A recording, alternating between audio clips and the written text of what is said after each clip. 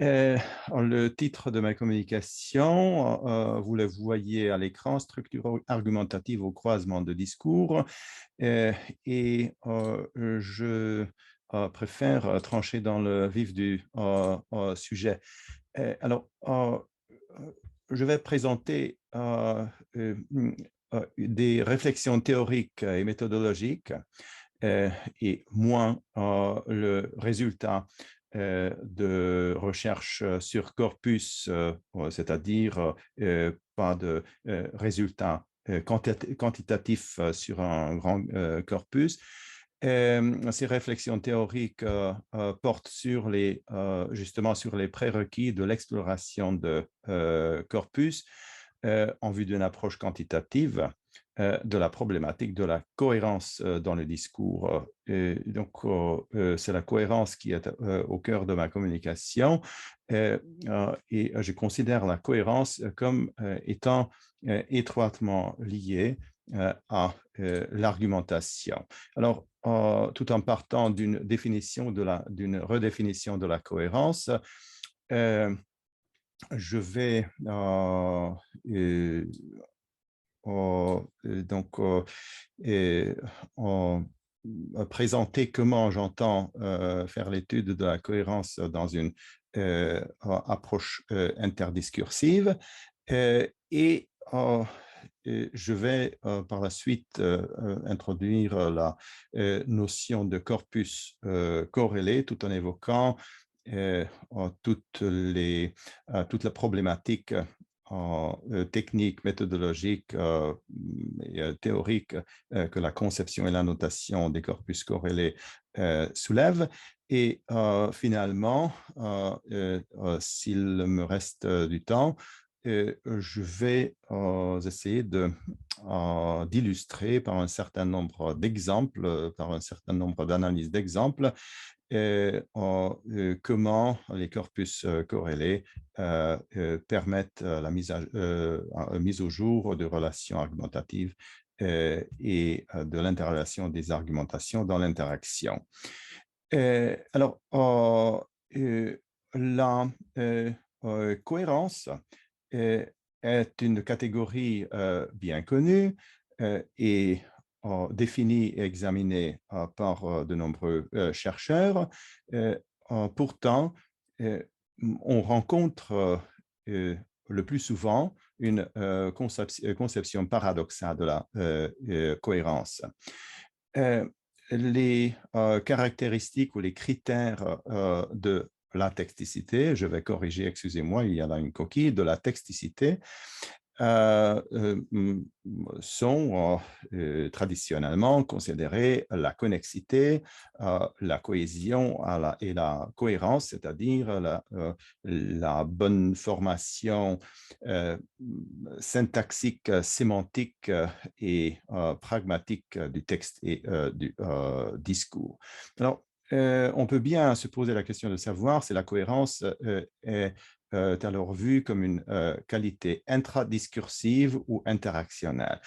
Il est clair que la connexité et la cohésion sont des qualités intradiscursives, mais comme le plus souvent on définit la cohérence comme résultant du jugement du locuteur. Donc, si un texte ou un discours est considéré comme cohérent, il l'est parce que l'interlocuteur, le sujet interprétant, le trouve cohérent. Alors que l'étude des soi-disant marqueurs ou marques de cohérence et celle des relations de cohérence, telles qu'on en fait dans les cadres de différentes théories et à la base de différents corpus comme le Penn Discourse Tree Bank ou la théorie de la structure rhétorique ou encore en SDRT. Donc, à la lumière de ces recherches, on constate que la cohérence est également considérée essentiellement comme une qualité intradiscursive ou intratextuel. Et si on effectue des annotations de marques de cohérence et de relations de cohérence, ce n'est que le regard de l'analyste, le regard de l'annotateur qui reflète le jugement de l'interlocuteur, le jugement du sujet interprétant, et comme une annotation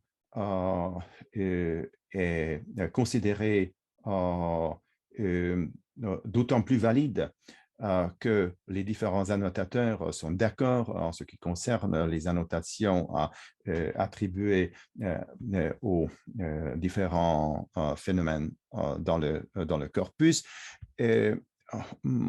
On pense à juste titre que le jugement de l'interlocuteur, le jugement du sujet interprétant est supposé comme uniforme. Donc, la cohérence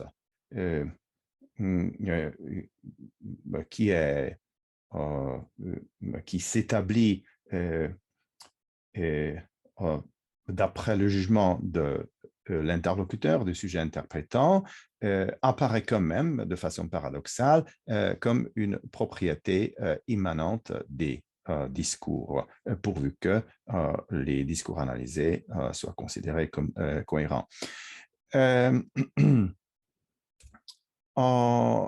Il en résulte des emplois normatifs de la catégorie de cohérence. Même dans les pratiques scolaires, il suffit de penser à des tâches de rédaction, par exemple en langue étrangère, en classe de langue étrangère, où une composition jugée d'autant plus réussie qu'elle contient un plus grand nombre de connecteurs et de marques de cohérence.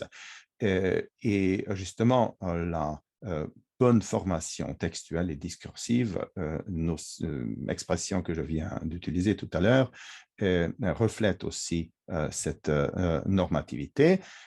Pourtant, si on y regarde de plus près et de façon beaucoup plus attentive, on découvre que nos pratiques discursives quotidiennes sont pleines de discours non conformes.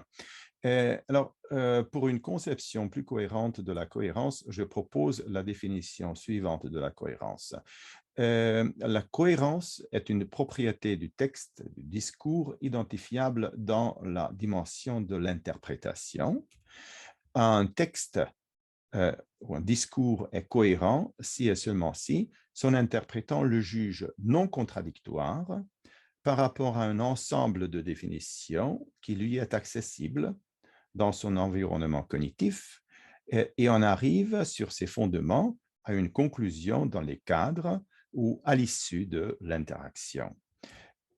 Donc, la cohérence d'un texte, d'un discours, n'est autre que sa relation avec son interprétation ou ses interprétations, et là où les conclusions qu'elle rend ou qu'elle rendent possibles. Donc, la cohérence doit, à mon sens, être définie et examinée strictement dans le cadre de l'interaction et le même discours peut se prêter à des jugements différents en ce qui concerne sa cohérence en fonction des différents ensembles de définitions accessibles pour les différents sujets interprétants. D'où la possibilité des différentes interprétations des mêmes discours dont on rencontre un grand nombre quotidiennement, et d'où la possibilité des conclusions souvent contradictoires à partir des mêmes discours. Alors, voyons comment on peut argumenter pour l'étude de la cohérence dans une approche interdiscursive et voyons également un exemple de départ ou quelques exemples de départ qui me sont susceptibles de soutenir cette position. Alors, euh, si la cohérence d'un discours s'établit au jugement de l'interlocuteur qui l'interprète, il convient d'étudier les interprétations réelles pour accéder à une connaissance réelle des phénomènes de cohérence. Et donc, pour connaître, mieux comprendre la cohérence et les mécanismes qui sous-tendent l'établissement de jugements de cohérence par les interlocuteurs, il est utile de mener des recherches sur des corpus. Or, ces corpus doivent être constitués de discours corrélés en, d'une part de discours interprétés, d'autre part de discours interprétants. Euh, et, euh, et, donc, l'étude du corpus doit déterminer les entités discursives et les relations de discours pertinents du point de vue de la cohérence en prise en considération lors de l'évaluation de la cohérence du discours par les sujets interprétants à la lumière des discours interprétants. Donc, ce sont les discours interprétants qui guident notre perception et notre analyse des discours interprétés. Euh, euh, L'analyse objective, c'est-à-dire plutôt traditionnelle, des marqueurs de cohérence et des relations de cohérence, a un rôle dans ce travail, mais ce rôle n'est que limité.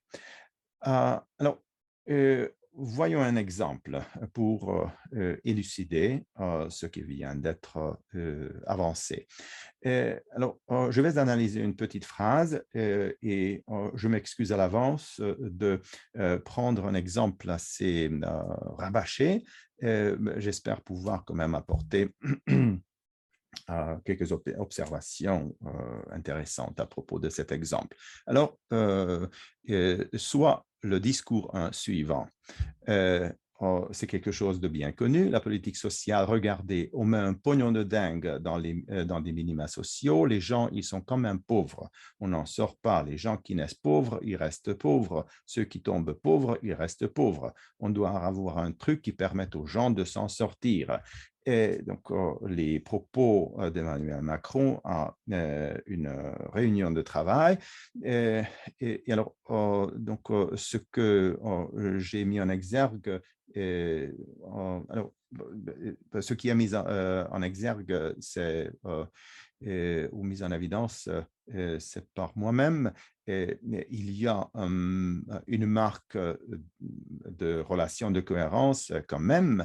Et il y a si vous voulez, des propositions autour qui le connectent, qui sont en gras.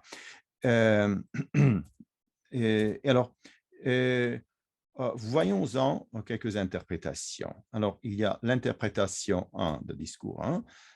Si on met beaucoup d'argent dans notre politique sociale, il faut que cet argent soit bien employé, c'est-à-dire qu'il permette à tous ceux qui en bénéficient de sortir de la pauvreté, etc. Bruno Le Maire. Alors, on peut bien estimer que cette interprétation coïncide en quelque sorte avec l'interprétation voulue par le locuteur et avec une analyse que l'on pourrait considérer comme une analyse neutre. Une analyse d'analyste qui a annoté ce corpus. L'interprétation 2 du même discours, alors qu'Emmanuel Macron déclare dans cette vidéo coulisse que les aides sociales coûtent trop cher et sont trop peu efficaces, son ancien mentor lui reproche de vouloir creuser les inégalités. Un journaliste de Europe 1 qui résume comme ça ce passage. Et alors, le changement de la marque de relation, quand même en « et », entraîne un changement important en ce qui concerne les interprétations possibles de cet énoncé et des conclusions possibles qui peuvent être en tirées. Et donc, même si et peut servir à la mise en contraste de deux propositions, de deux contenus, le changement de quand même en et n'est pas innocent, il n'est pas sans conséquence. L'interprétation 3, je pense que ce sont de bons principes de dire qu'il faut de l'efficacité dans les prestations. Ce sont de bons principes de rappeler qu'il faut de la responsabilité. Chacun doit être responsable, mais il ne faut pas utiliser ces principes pour accentuer les inégalités ou pour stigmatiser ou laisser penser que la pauvreté serait volontaire. Alors, on a d'une part la l'identification, la reconnaissance de l'intention du locuteur du discours de départ, mais il y a quelque chose qui y est ajouté. Donc, les propos sont évalués à un différent niveau. Et le même sujet interprétant fournit également l'interprétation 4. La forme, convenons-en, était grossière à tout point de vue par les mots utilisés et par le procédé lui-même. Alors, avant de passer à une analyse plus formelle ou schématisante de ces interprétations, voyons encore une interprétation 5 qui se lit sur le dos d'un gilet jaune, n'est-ce pas? Macron rend le pognon de dingue. Alors, si on veut maintenant, oui, l'animation n'est pas bien faite, excusez-moi, voyons en quelque sorte le schéma de la première interprétation. Alors, là, on a comme point de départ ou comme P1 financement quantitativement important qui, en principe, devrait aboutir à des résultats escomptés, mais ce n'est que de la virtualité. En réalité, on a l'absence des résultats. Donc, on a non Q comme résultat du côté droite de quand même. Dans l'interprétation 2,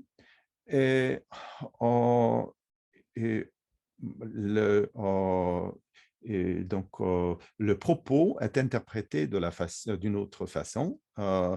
Financement exagéré et inefficace. Hein? Alors, la situation, donc, on attribue donc la conclusion où on attribue au locuteur un contenu non explicité formulable comme la situation actuelle est indésirable et on lui attribue un contenu encore moins explicité qui consisterait à la réduction du financement ou non explicité à ce point du discours. Ensuite, nous avons l'interprétation 3, où c'est l'ensemble de ce qu'on a marqué par interprétation 1 qui constitue le point de départ. Et l'une des conclusions en est réelle, discours 2, et l'autre est virtuel, un discours non 2, c'est la première interprétation de François Hollande. Et ensuite, il y a l'interprétation 4 qui porte sur l'énonciation de discours 1 par le locuteur 1, où ce sont les acceptabilités des différentes énonciations qui constitue l'aspect pertinent. Finalement, dans l'interprétation 5, on a comme contenu de départ, comme oui, implicite, la situation actuelle conforme à l'interprétation 2, que nous avons marqué par interprétation 2, donc réduction de financement, etc. D'où la conclusion, la situation actuelle est inacceptable. Donc, on peut en conclure que le que discours 1 est inacceptable. Et alors, pour conclure la présentation de cet exemple, les relations de cohérence, qu'elles soient marquées explicitement ou pas, n'épuisent pas les possibilités interprétatives, c'est-à-dire la cohérence d'un discours, et on doit plutôt considérer la cohérence dans un discours, dans ce discours-ci, dans le cas de notre exemple, comme la somme de ces interprétations réelles ou potentielles. Ici, nous avons 5 interprétations à tester, mais on peut imaginer qu'il en puisse y en avoir encore d'autres, donc on peut y mettre n. Alors, je ne sais pas si, oui, donc l'étude de la cohérence dans les discours est donc l'étude linguistique de la cohérence, ou la partie tout à fait linguistique de l'étude de la cohérence, c'est l'étude des faits de langage créant leur potentiel interprétatif dans son intégralité. Je ne sais pas s'il me reste encore quelques minutes ou bien si j'ai épuisé mon temps, parce qu'il m'a été difficile de suivre le... Il faudrait bientôt conclure. Oui, Oui. il vous reste à peu près 2 minutes maximum. OK. Alors, j'espère pouvoir développer tout ça davantage dans la version écrite de ma contribution. Et, alors, ce qu'il faut retenir à propos des corpus corrélés, c'est donc la nécessité de disposer d'interprétations attestées, et compte tenu du fait qu'il y a de bons et de mauvais candidats pour construire des corpus corrélés.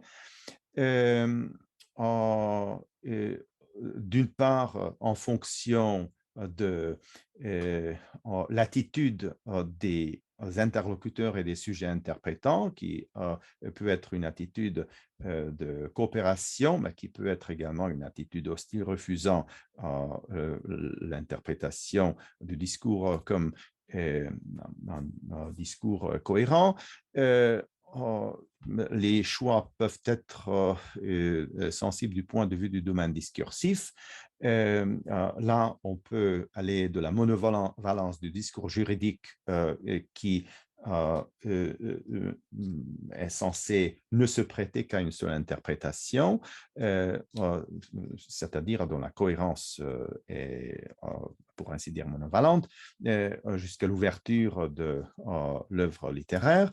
Et donc, du point de vue de la construction de